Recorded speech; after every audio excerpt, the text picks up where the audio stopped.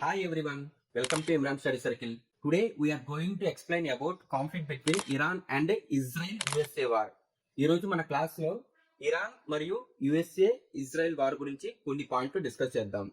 Actual గా USA and Israel యొక్క main motive ఏంటంటే రెజ్యూమ్ ని చేంజ్ చేయాలి. అలా అని చెప్పేసి వాళ్ళు Ali Khamenei, Iran supreme leader Ali ఖామినేనిని చంపేస్తారు. మెయిన్ మోటో ఏంటంటే రిజిమ్ చేంజ్ చేయాలి, అంటే కొత్త ప్రభుత్వం రావాలండి ఇది. సో చంపిన తర్వాత ఏం జరిగింది, అతని ప్లేస్ లో అతని కొడుకు ముస్తఫా ఖమేని అకౌంట్ అయ్యాడు. అంటే ఫస్ట్ ఇది వాళ్ళు ఏదైతే అనుకున్నారో వాళ్ళు సక్సెస్ఫుల్ గా చంపారు, కానీ టోటల్ గా రిజిమ్ ని మాత్రం చేంజ్ చేయలేకపోయారు. సో ఇంకో రీజన్ ఏం చెప్తుంది, ఇరాన్ లో ఉన్న న్యూక్లియర్ స్టేట్ ని ధ్వంసం చేయాలి అంటుంది. సో కొంతవరకు అయితే ధ్వంసం చేశారు. ఇంకేం చెప్తుంది, ఇరాన్ ఇంకెప్పుడు ఏంటంటే మిసైల్స్ ప్రొడక్షన్ చేయకూడదు, దాన్ని కంప్లీట్ గా స్టాప్ చేయాలని చెప్తుంది. సో ఎప్పుడైతే మనకి ముస్తఫా అలీ ఖామ్నేని వచ్చారో అతని యొక్క వార్ ప్లాన్ మొత్తం టోటల్ గా డిఫరెంట్ గా ఉంది. సో ఇజ్రాయెల్ అండ్ యుఎస్ఏ ఏం అనుకున్నారు, సో ఇజ్రాయెల్ మీద దాడులు చేయడం చాలా కష్టం, వాళ్ళ దగ్గర ఏ డిఫెన్స్ సిస్టమ్ ఐరన్ డోమ్ ఉంది, అలాగే యుఎస్ఏ యొక్క ఆర్మీ ఉంది, యుఎస్ఏ యొక్క నేవీ ఉంది. సో ఇజ్రాయెల్ ని సపోర్ట్ చేయడానికి అమెరికా ఉంది. అసలు యాక్చువల్ గా అమెరికా ఏమనుకుందంటే వెనిజులాని ఆక్రమించుకొని ఎంత ఈజీగా ఆయిల్ ని దోచుకుందో అలాగే ఇరాన్ ని కూడా అలాగే దోచుకోవాలని చూసింది. కానీ వాళ్ళ యొక్క వార్ ప్లానింగ్ అనేది చాలా డిఫరెంట్ గా ఉందన్నమాట. సో ఏం చేశారు, Iran targets Gulf countries. So ముందు గల్ఫ్ కంట్రీస్ ని ఎందుకు టార్గెట్ చేసింది ఇరాన్? ఫర్ ఎగ్జాంపుల్ ఇరాన్ నుంచి ఇజ్రాయెల్ కి ఒక 100 మిజైల్స్ లాంచ్ చేసింది అనుకోండి ఇరాన్. సో ఈ గల్ఫ్ దేశాల్లో ఉన్న యుఎస్ఏ బేసెస్ అనేది దాన్ని ఇంటర్సెప్ట్ చేసి దాన్ని ధ్వంసం చేస్తున్నాయి.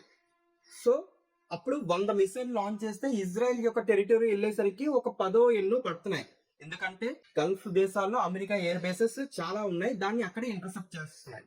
ఒకవేళ ఇజ్రాయెల్ ఏముంచి ఇరాన్ మీద 100 మిసైల్స్ ఎన్నో ఎగ్జాంపుల్ గా మనకి ప్రయోగించింది అనుకోండి, ఈ గల్ఫ్ దేశాలు ఇజ్రాయెల్ యొక్క మిసైల్స్ ఏమీ ఆపట్లేదు, డైరెక్ట్ గా 100 మిసైల్స్ వెళ్ళి మనకి ఇరాన్ యొక్క టెరిటరీలో పడుతుంది.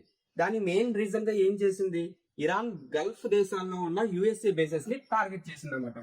తర్వాత ఏం చేసింది, స్ట్రైట్ ఆఫ్ హార్మోస్ ని బ్లాక్ చేసింది. ఈ స్ట్రైట్ ఆఫ్ హార్మోస్ ని బ్లాక్ చేయడం వల్ల ప్రపంచంలో ఉన్న 20% ఆఫ్ ఆయిల్ ప్రొడక్షన్ అనేది ఆగిపోతుంది, అంటే ట్రాన్స్పోర్ట్ అవ్వదు అనమాట.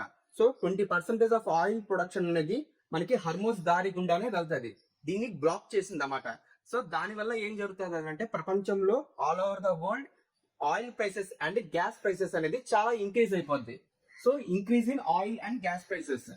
సుప్రీం లీడర్ చనిపోయినా కూడా వాళ్ళ యొక్క ఆర్మీ అంటే ఇస్లామిక్ రెవల్యూషనరీ గాడ్ క్రాప్స్ అంటాం, ఐఆర్జిసి అంటే ఏంటి, ఇస్లామిక్ రెవల్యూషనరీ గాడ్ క్రాప్స్. వీళ్ళు ఏంటంటే యాక్టివ్ అయిపోతారు. అంటే యాక్చువల్ గా ఒక దేశంలో ఎలా జరుగుతుంది, ఒక ప్రధానమంత్రి ఒక ప్రెసిడెంట్ నిర్ణయాలు తీసుకుంటే ఆర్మీ అనేది యాక్షన్ తీసుకుంటుంది. సో వీళ్ళ ఆర్మీకి ఫుల్ పవర్స్ ఇచ్చారు.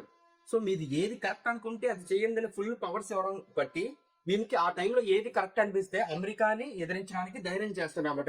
ఇరాన్ ఈ యుద్ధంలో మనకి షాహిద్ డ్రోన్స్ అనేది వాడింది. ఆ షాహిద్ డ్రోన్స్ అనేది వెరీ పవర్ఫుల్ డ్రోన్స్, అలాగే వెరీ చీప్ డ్రోన్స్. అంటే ఒక్క షాహిద్ డ్రోన్ మహా అయితే 20 లక్షలు ఉంటది. సో మనం ఈ 20 లక్షలతో ఒక డ్రోన్ ప్రయోగిస్తే వాళ్ళని ఇంటర్సెప్ట్ చేయడానికి అమెరికా దగ్గర ఒక డ్రోన్ ని ఇంటర్సెప్ట్ చేయడానికి వాళ్ళకి మినిమం 30 కోట్ల వరకు ఖర్చు అవుతుంది అన్నమాట. అలా అమెరికా అనేది ఆర్థికంగా నష్టపోతుంది. సో ఫతే లాంటి మిజైల్స్ వాడుతుంది, సిజైల్ లాంటి బాలిస్టిక్ మిజైల్స్ వాడుతుంది, సో షాహబ్ అనే లాంటి ఆయుధాలు వాడుతుంది అన్నమాట. అలాగే అమెరికా దగ్గర F-35, F-16, F-15, Thar, Clinton లాంటి డ్రోన్స్ కూడా ఈ యుద్ధంలో పాల్గొన్నాయి. చాలా వరకు ఇరాన్ వరల్డ్ ఫేమస్ చెప్పుకున్న F-35 ని కూడా ఇరాన్ అనేది యుద్ధంలో ధ్వంసం చేయగలిగింది. అలాగే మనకి ప్రతి 2 సంవత్సరాలకి ఒకసారి విశాఖపట్నంలో మనకి మిలాన్ సదస్సు జరుగుతుంది. ఇలా మిలాన్ సదస్సు జరుగుతున్నప్పుడు మనకి ఇరాన్ వాళ్ళు కూడా పార్టిసిపేట్ చేస్తారు. ప్రపంచం మొత్తం ఉంటుందా 68 దేశాలు పార్టిసిపేట్ చేశాయి. అలా పార్టిసిపేట్ చేసిన తర్వాత IRIS డేనా అనే ఒక ఓడ మనకి ఇండియన్ ఓషన్ గుండగా వెళ్తుండగా ఏం జరుగుతుంది అంటే ఇండియన్ ఓషన్ లో శ్రీలంకకి 60 కిలోమీటర్ల దూరంలో ఉన్నప్పుడు యుఎస్ఏ టార్పిడో యూజ్ చేసి ఈ డేనాని ధ్వంసం చేస్తుంది అనమాట. ధ్వంసం చేసిన తర్వాత so India is responsible for this situation అని ఒక ఆర్టికల్ అనేది ఆ 2 వారాల క్రితం అనేది మనకు వచ్చింది.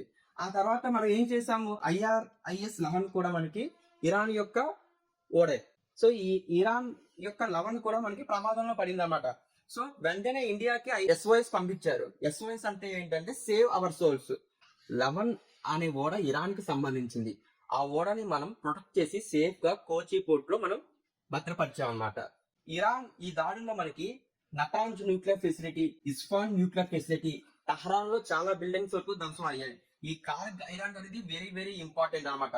సో ఈ కార్గ్ ఐలాండ్ అనేది ఒక ఆయిల్ రిఫైనరీ గురించి మాట్లాడుతాం. కార్గ్ ఐలాండ్ లో ఉన్న మిలిటరీ పోస్టుల మీద మనకి టార్గెట్ చేశారు. అలాగే ఇరాన్ లో ఉన్న వాటర్ ప్లాంట్స్, స్కూల్స్, హాస్పిటల్ కూడా దాడి చేశారు అన్నమాట.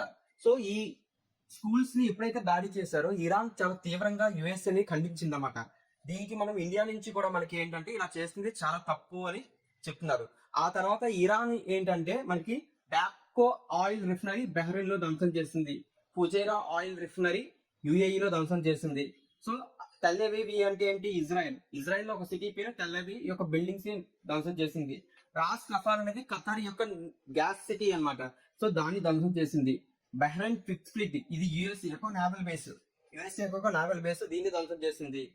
పలాంచీర్ ఎయిర్ బేస్ ఇన్ ఇజ్రాయెల్ లో ధ్వంసం చేసింది. INFS రాడర్ సిస్టమ్, ఇది ఖతార్ లో ఉంది. సో ఈ రాడర్ సిస్టమ్ అంటే 5000 కిలోమీటర్స్ ఉన్న ఏరియాలో ఎక్కడ మిసైల్ వచ్చినా సరే ఇది పసిగడుతుంది. అలాంటి రాడర్ సిస్టమ్ ని కూడా ఇరాన్ ధ్వంసం చేసింది. Al Afra air base in UAE, అది ధ్వంసం చేసింది. అల్ అసద్ ఇన్ ఇరాక్, అలాగే Al Salem in Kuwait, Al Udeid in Qatar, ఈ అన్ని ఎయిర్ బేసెస్ ని కూడా ధ్వంసం చేసింది. Aramco and Ras Tanura oil refinery in Saudi అరేబియాలో కూడా ధ్వంసం చేసింది. సో ఎందుకు ఇవన్నీ రాశానంటే మన కాన్సిటివ్ ఎగ్జామ్స్ కు ఇవి చాలా చాలా ఇంపార్టెంట్. అలాగే పలంచేర్ ఎయిర్ బేస్ ఎక్కడ ఉంది అని అడుగుతాడు, ఇజ్రాయెల్ లో ఉందని చెప్పాలి. అల్ దఫ్రా ఎయిర్ బేస్ ఎక్కడ ఉందని అడుగుతాడు, UAE లో ఉందని చెప్పాలి. రీసెంట్ గా అమెరికా ఇండియాని, పాకిస్తాన్ ని పిలుపునిచ్చింది అన్నమాట. ఏంటంటే ఇజ్రాయెల్ యుద్ధాన్ని ఆపాలంటే అమెరికా, పాకిస్తాన్ కూడా ఇన్వాల్వ్ అయ్యి యుద్ధం పీస్ టాక్స్ చేయాలంటే మనం ఇండియా అంటే అసలు ఇన్వాల్వ్ అవ్వలేదు. కానీ పాకిస్తాన్ మాత్రం దీని యుద్ధాన్ని ఆపడానికి నేనే ఆపగలను అని చెప్తున్నారు అన్నమాట. సో యాక్చువల్ గా ఇరాన్ చేసే దాడులు చాలా యాక్యురేట్ అండ్ పర్ఫెక్ట్ గా ఉన్నాయి. ఒక ఎయిర్ బేస్ మీద దాడి చేస్తే ఖచ్చితంగా ఆ ఎయిర్ బేస్ మీదే ఎగ్జాక్ట్ లొకేషన్ చూసి కొడుతున్నారు. అంటే దీని వెనకాతల ఖచ్చితంగా రష్యా సహాయం అయితే ఖచ్చితంగా ఉందన్నమాట. సో ఈ గ్లోబల్ క్రైసిస్ కారణంగా, సో ఈ కాన్ఫ్లిక్ట్ కారణంగా ఇండియాలో మనకి ఆయిల్ క్రైసిస్ కన్నా ఎక్కువగా గ్యాస్ క్రైసిస్ ఎక్కువ ఉంది. అంటే ఆయిల్ మనం ఇరాన్ నుంచి, రష్యా నుంచి తెచ్చుకుంటున్నాం. ఇరాన్ కూడా మనకి పర్మిషన్ ఇస్తుంది స్ట్రైట్ ఆఫ్ హార్మోజ్ దగ్గర. కానీ ఈ గ్యాస్ అనేది మనకి ఖతర్ నుంచి వస్తుంది. ఈ ఖతర్ లో ఉన్న గ్యాస్ ప్లాంట్ మనకి ధ్వంసం అవడం వల్ల మనకి గ్యాస్ కొరత అనేది ఇండియాలో చాలా చాలా కనిపిస్తుంది. ఇప్పటికీ ఈ యుద్ధం జరిగి 4 రోజులు అయింది, ఇంకా ఆగలేదు, ఇంకా కంటిన్యూ అవుతూనే ఉంది. ఇంకా మరిన్ని అప్డేట్స్ ఖచ్చితంగా ఈ వీడియో గురించి ఖచ్చితంగా వస్తాయి. Thank you friends.